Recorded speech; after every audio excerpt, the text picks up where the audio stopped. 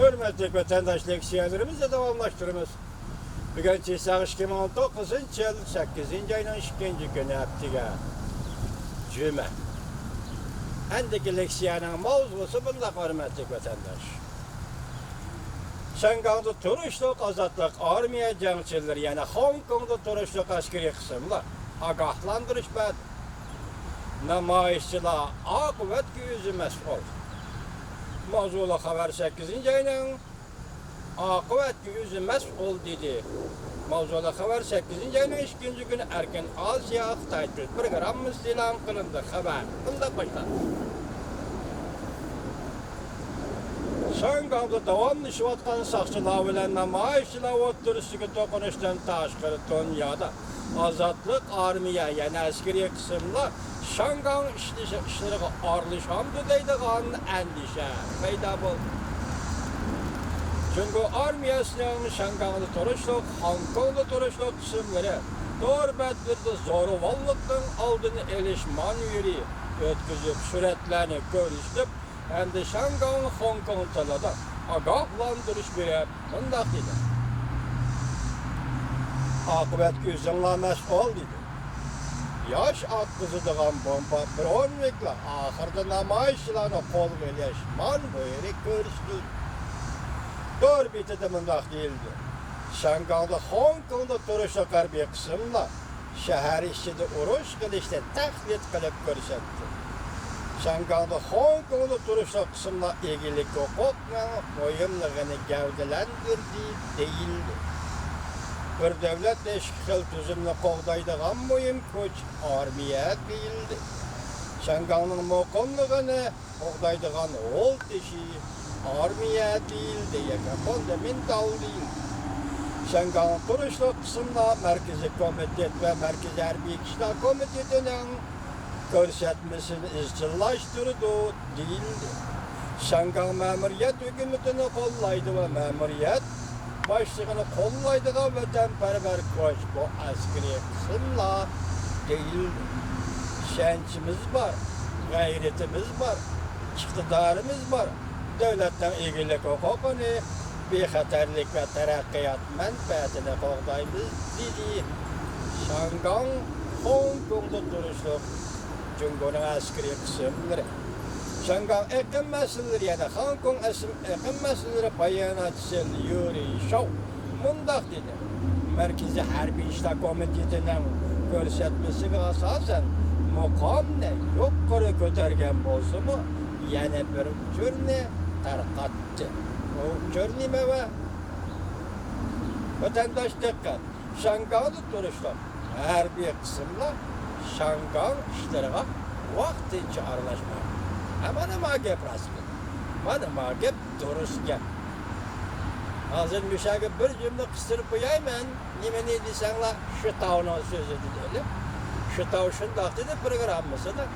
Eğer Cumhur Muşum Münasebet Dairesi diye Şanggang namayişi, Şanggang namayişine münasebetli bağlılık Muşum Münasebet Dairesi de Hong Kong askeri çıkarılan, yani Hong Kong'un turuşluk askeri kısımlarını namayişli işine salıdığanla bolsa şöküne Cumhur Kompartiyası alak oladı. Yani Cumhur Kompartiyası hazır sınak aldı da duruptu. 8. ayının 5. günü Şangang'da intihayı zor. İştaşlar namayış yüzü. Endilikçi koşemci yana bir haber vatandaş mevzumunda Amerika Koşmuş Ştatlar Devlet Meclisi nüfuzluk erbapları Prezident Trump hükümetine Şangang'ın Hong Kong'un özü başvuruşuna zarar yetkizgen Cumhur'unu ayıplışını talep kıldı. Haber bundakçı bu haber bundakçı. Mevzulu haber 8. ayının 2. günü Amerika Vazı Xitay programı ilan kılındı. Haber bundak başladı. Senatör Marco Rubio silahı konuştu vatandaşlar. İşhanı 8. ayının 1. günü bundak görsen. Bu yıl 3. aydan başlayıp Şangang'da şehir halkı Cumhur'u ötküzüp bir iş kanununun mağkullanışı, karıştırış, namayişini başlaganıydı. Marco Rubio Devlet Meclisi memuriyle Cumhur Komiteti'nin reisi ve senatör Marco Rubio ile birlikte xatga imza koygan senatör Ben Cardinal, Avam Palata azası James McGovern ve Christopher Smith Katarlık Devlet Meclisi azadır. Xat mundaq başlan, söyümlü prezidentimiz Trump efendim.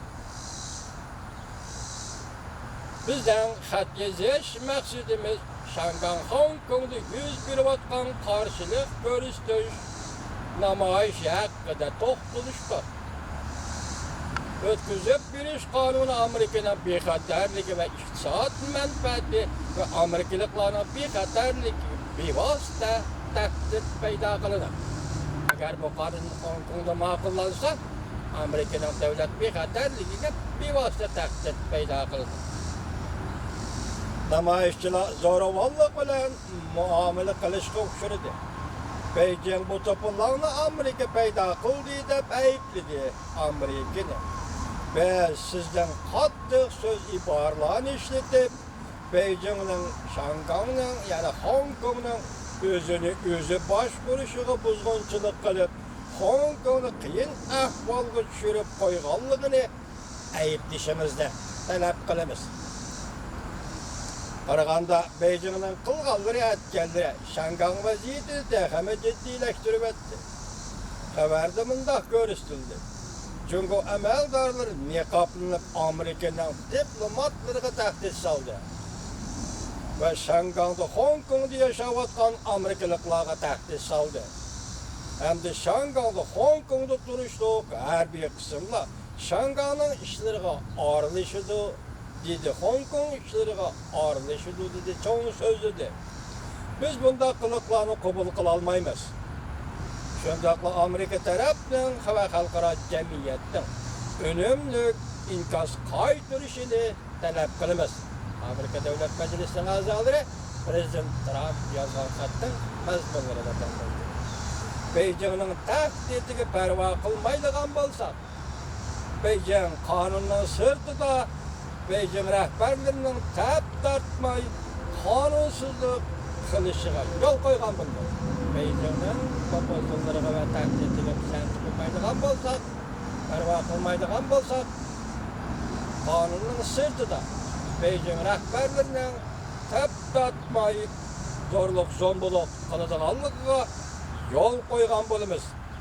Bu devlet meclisini Şangay'lık hukuk ve demokratiya kanun layihasını kozugan nüfuzluk erbaplar bulup bula, yani o arkalar devlet meclisi de Şangay'ın demokratiyası ve kişilik hukuku doğrusunda kanun layihası kozgatkan rehberler devlet meclisinin azaları bulup prezident bilen birlikte mühim meseleni ilgili sürüşke tayyar turumuz dep cevap ver. Hatta şunda gezildi.